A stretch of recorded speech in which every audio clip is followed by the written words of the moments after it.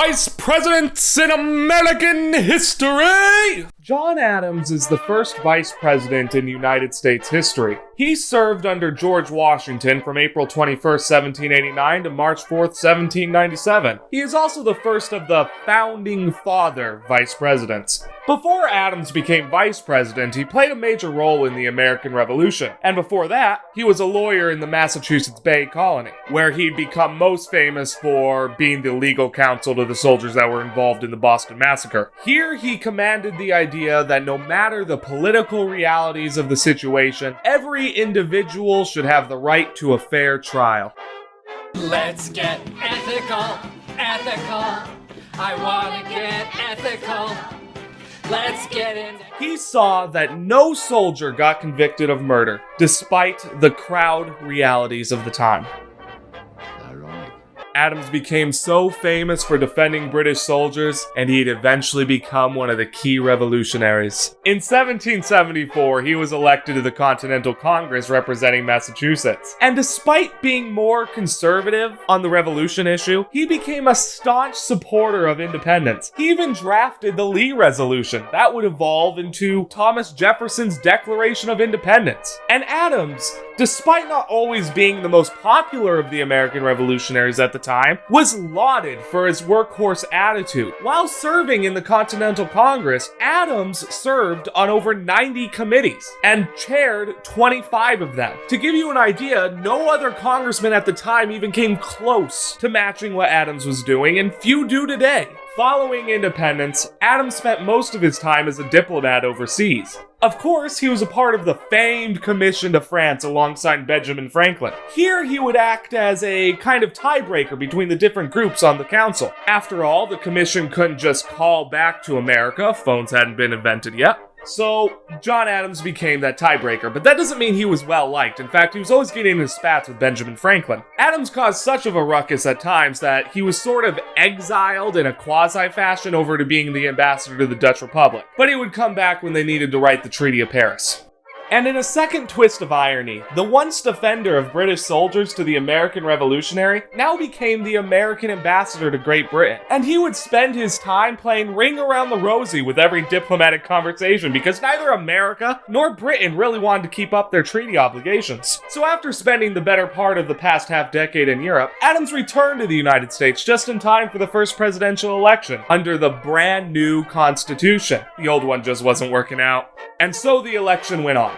But if you want to learn more about that, watch Mr. Beat's video, The American Presidential Election of 1788 to 1789. Just wait till after you finish this video, please. And then go watch his entire series on presidential elections. Seriously, it's pretty good and has quite obviously been a major inspiration for what I'm showing you now. Even down to the title card. Please don't call me a copycat, even though I'm definitely doing that. I've watched him since I was in high school, and he's got a lot of great stuff on his channel. All you need to know now is that John Adams wins to become the second vice president under cool man George Washington. So the sole job for a vice president, according to the Constitution, is to preside over the Senate. And Adams would be the first man to do this. No pressure, but he's basically defining how this job will work. And he made an impression. Since the beginning, he attempted to bring a type of glamour to the office.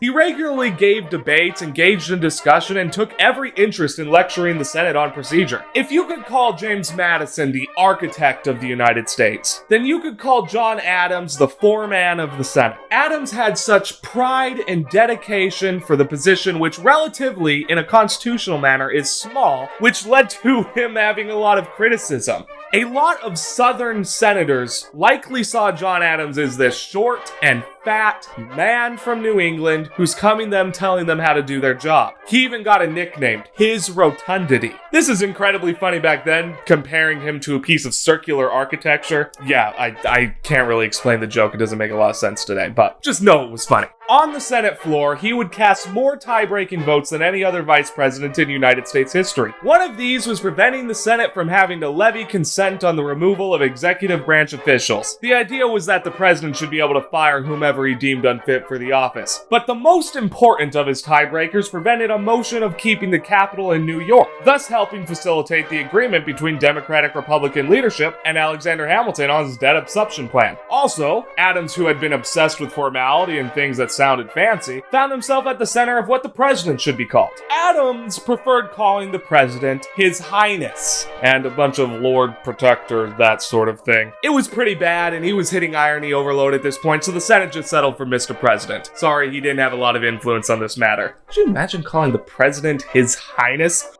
Oh yes, Mr. Highness Donald J. Trump, Your Excellency, sir. Outside of the legislative floor, Adams did not have a major influence on Washington's decision-making, at least not at first. Washington's cabinet was dominated by the dynamic between Federalist Alexander Hamilton and Democratic-Republican Thomas Jefferson. Those two usually buckled for Washington's ear, and their feud became important enough to basically be the second act of an entire play. You may have heard of that play, and I would show footage of it and even mention it. But I'm a little scared of the Mouse's lawyers, and I really can't afford to take them on. But despite not having Washington's ear early on, Adams became more and more influential after Hamilton and Jefferson and a couple other cabinet members resigned. While in the cabinet, Adams worked alongside Alexander Hamilton a lot. They were both Federalists, and both worked together to convince Washington to sign the Jay Treaty of 1795. This settled some of the outstanding disputes from the end of the American Revolution, and it caused those two to be accused of being Anglophobes and turning their back on France. In reality, it probably wasn't a good idea for a country that barely exists to start another war. In 1796, Adams ran for president against Thomas Jefferson and up-and-coming Federalist Aaron Burr. That would happen again in the 1800s, but it happened now. Adams himself struggled a little bit to even be nominated, as basic Federalist pop star Alexander Hamilton endorsed another guy by the name of Thomas Pinckney. He was a general.